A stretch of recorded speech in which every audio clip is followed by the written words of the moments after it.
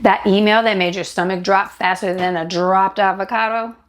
The team member who quit mid-project, leaving you holding the bag and maybe a little bit of their half-eaten lunch. The budget cut that hit harder than a rogue baseball to the face, but with the same impossible deadline. Let's be real. Talking about grace when things are calm is like saying you're a Zen master while lounging on the beach. Easy. But what about when your leadership world feels like a Category 5 hurricane just blew through? I'm Dr. Cara, and if you've ever gone from calm, cool, collected to I need a strong cup of coffee in 4.6 seconds flat, this episode is for you. Because the shocking truth, grace isn't just for good days. It's your most strategic, high ROI move when everything feels like it's lit on fire. Today, we're not just going to talk about grace. We're going to unlock its power as your leadership superpower, the one that calms the chaos, steadies your team, and actually improves outcomes when the stakes are highest. You'll learn how to navigate those pressure cookers with authentic calm, inspiring trust, and cultivating true belonging, even when it feels like you're walking a tightrope over a shark tank. Get ready to transform your freak out into a figure it out. You know, when I first started leading teams, I thought pressure meant put your superhero cape on and micromanage everyone into submission. I remember one time we had a major project with an unbelievably tight deadline. Think airplane holding pattern for eternity, but with a ticking time bomb. My instinct was to grip tighter, to control every single detail. I became the leader who sent emails at 3 a.m. and asked, "Is it done yet?" every 10 minutes. My team, well, they looked like deer in headlights. Creativity vanished, mistakes started piling up, and the atmosphere in the office was thicker than a pre-exam anxiety cloud. It was a disaster waiting to happen. I was the one fueling the fire. Ever felt that intense urge to control when things go sideways? Keep watching because I'm about to reveal why that's actually working against you. In my mind, I was being strong. In reality, I was being a control freak in a panic. A mentor pulled me aside and asked, what would grace look like right now? It hit me like a ton of bricks. My strong approach was actually making us weaker. Here's what neuroscience reveals about leadership under pressure. When leaders operate from stress and control, their cortisol levels spike. And here's the kicker, that stress is literally contagious. Research on emotional contagion shows that within milliseconds, your team's nervous systems begins to mirror your own stress response. Think about this. 67% of employees report that their stress levels directly correlate with their manager's stress levels. That means when you're in panic mode, you're not just hurting your own decision making, you are sabotaging your entire team's cognitive capacity. But when you lead with grace, regulated, calm, connected, you give your team access to their prefrontal cortex where innovation, creativity, and problem solving live. Grace isn't being soft, it's being strategically smart under pressure. So what does grace look like when the pressure hits? It looks like the RPR under pressure protocol. This is where we defy conventional wisdom. Most leaders are taught to react fast or to be decisive. I say pause, and here's why that's a game changer, not a time waster.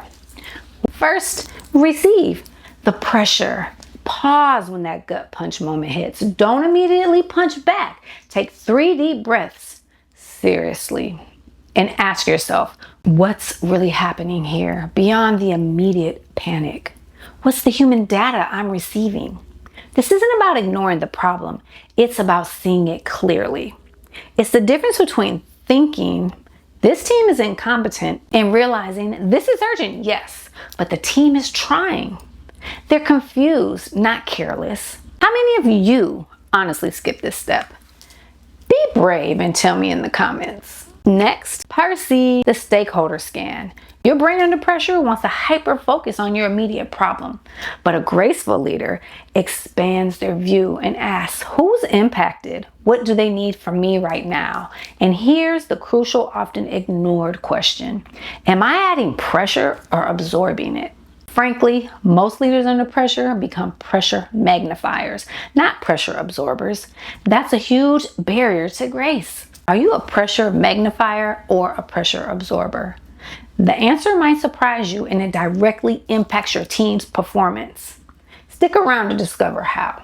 Finally, respond. Grace in action. Your formula here is simple but powerful.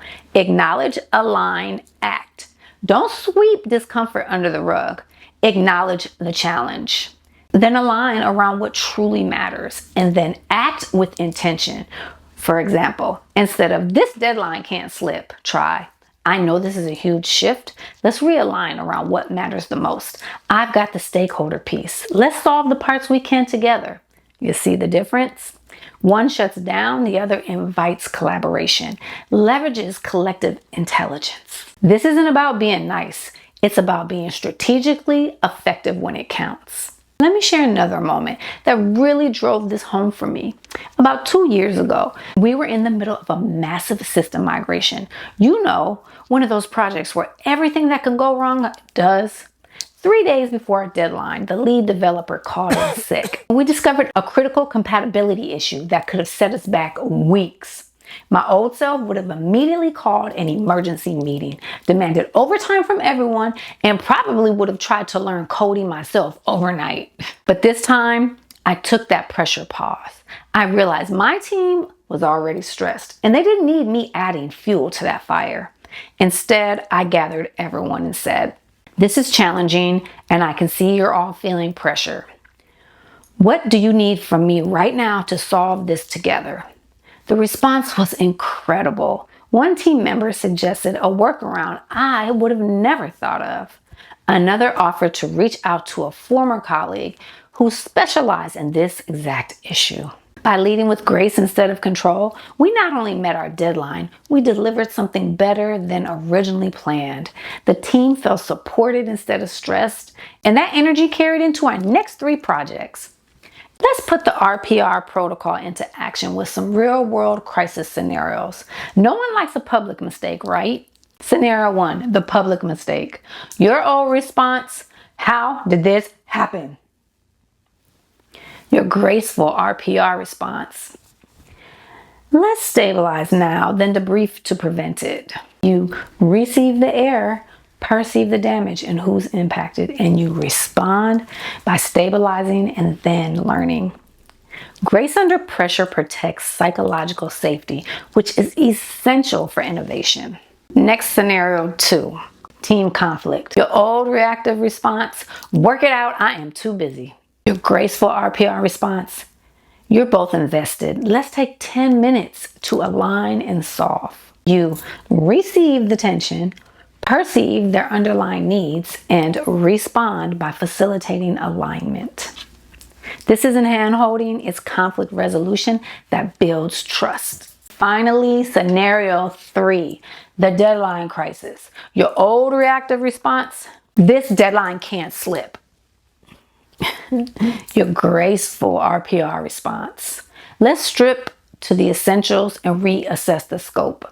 I'll take the heat on what shifts." You receive the pressure, perceive the immovable constraint, and respond by taking control of what is within your control. Real leadership isn't about avoiding the heat.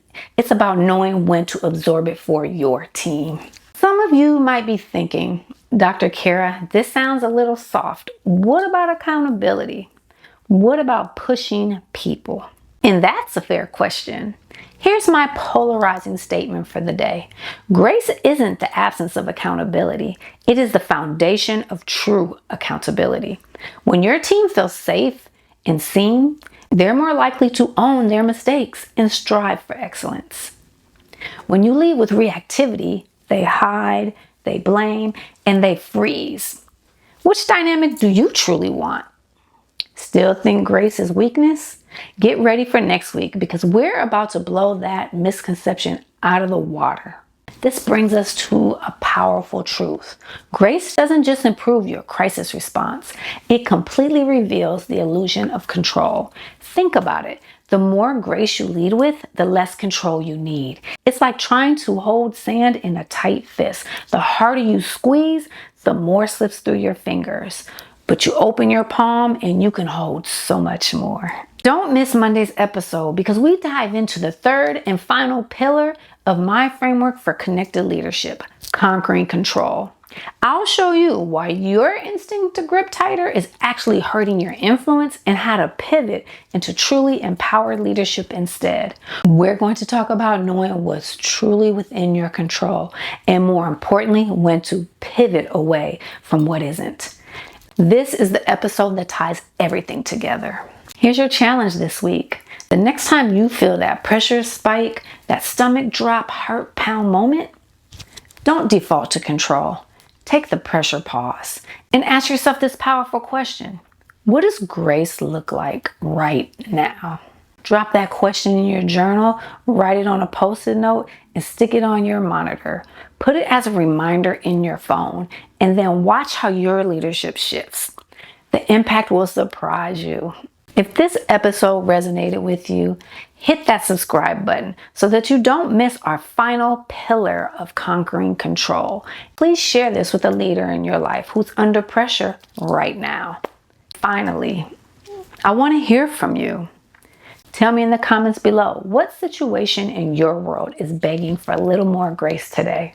Let's start a conversation about transforming pressure into powerful leadership.